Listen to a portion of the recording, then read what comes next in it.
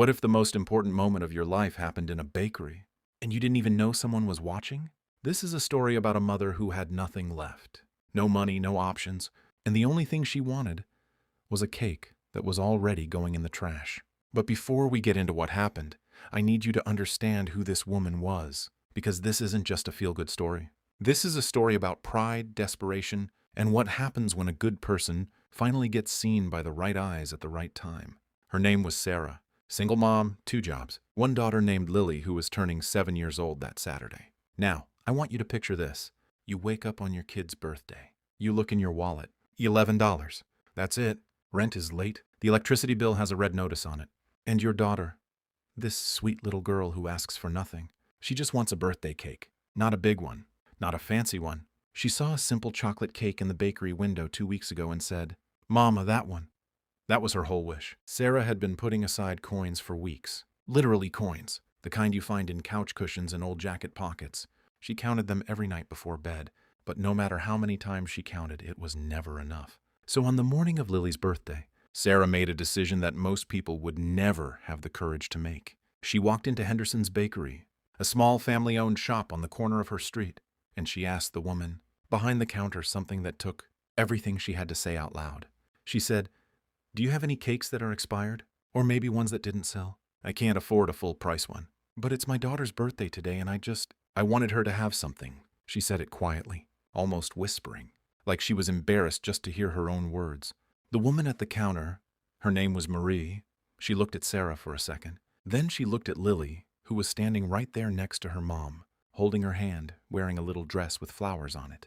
Marie said she'd check in the back. Now here's where it gets interesting. Sitting at a small table, near the window, the kind of table where old men read newspapers and business people take calls. It was a man named Daniel Hargrove, 62 years old, worth somewhere around $40 million.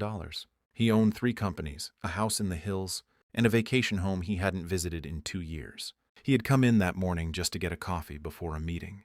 He was on his phone, half listening to a call, half watching the street outside.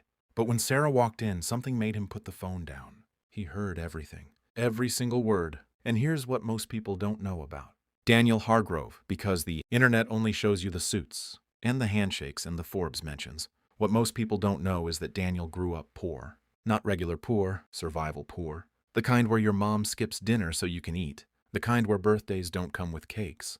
He told this story himself in an interview years later. He said when he heard Sarah's voice, quiet, ashamed, but still standing there asking, it didn't remind him of a stranger. It reminded him of his own mother, standing in a grocery store when he was 6 years old, asking the cashier if she could pay half now and half next week. He said something locked in his chest when he heard it. Marie came back from the back room and said, "Sorry, there was nothing expired." Everything was fresh that morning. She looked genuinely sad about it. Sarah nodded, said thank you, took Lily's hand and turned to walk out. That's when Daniel stood up. He walked to the counter before Sarah could reach the door. He didn't make a big speech. He didn't film it. He didn't tap her on the shoulder and make her feel like a charity case in front of her daughter.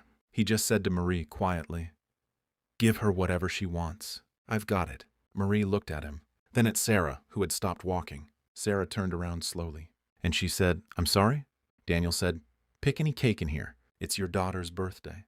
Pick whatever Lily wants." Sarah's face, by all accounts from Marie, who told this story later, went through about 15 emotions in 4 seconds. Shock, embarrassment, pride fighting with gratitude, eyes going red. She said, "I can't let you do that." And Daniel said something that has stuck with everyone who's heard this story since. He said, "You're not letting me do anything.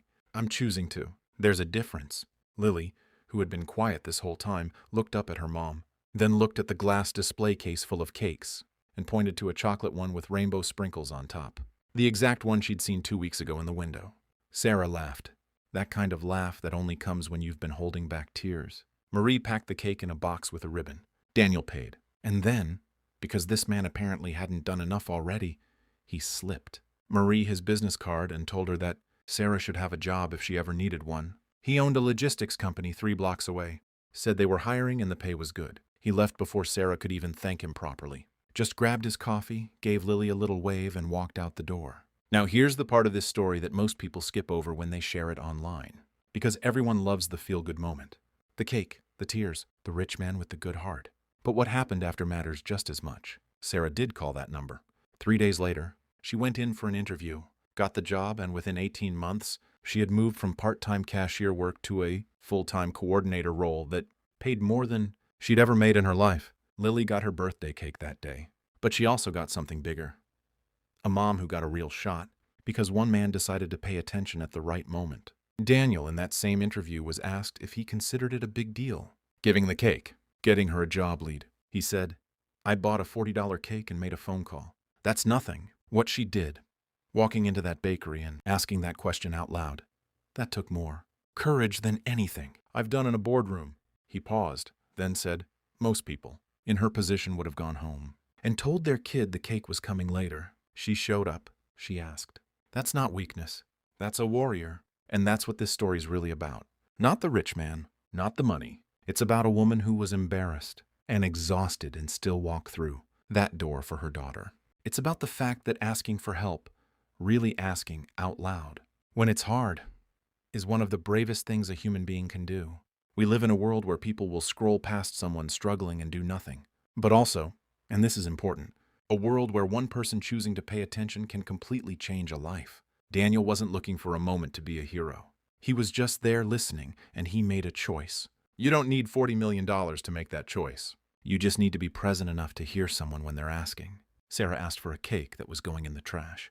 She walked out with a job, a future, and proof that showing up, even when it's humiliating, even when you're scared, is always worth it. Lily got her chocolate cake with rainbow sprinkles. And somewhere in a bakery on a Saturday morning, a little girl got to see her mom be brave. Watch the next video on screen. You're going to want to see this one.